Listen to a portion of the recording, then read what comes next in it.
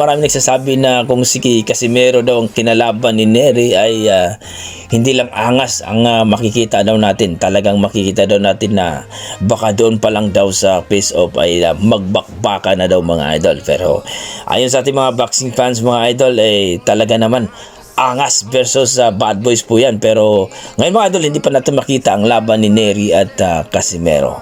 So, kayo dyan mga idol, masasabi nyo sa face-off ni Luis Pantera Nery ang sa kanyang pag-aangas, no? Pinakita ang pagka-bad boys nito dito kay Kameda mga idol, isang Hapon. Sa kabilang banda mga idol, ayon sa ating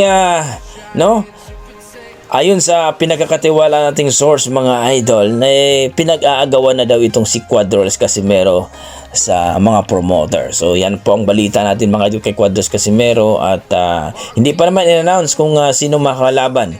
No, marami nagsasabi na baka sa Abril o Mayo daw ang laban ni Casimero. So hopefully mga idol, no, malalaman na natin kung sino ang bagong promoter ni Casimero kung sakaling mayroon na. So sabi nga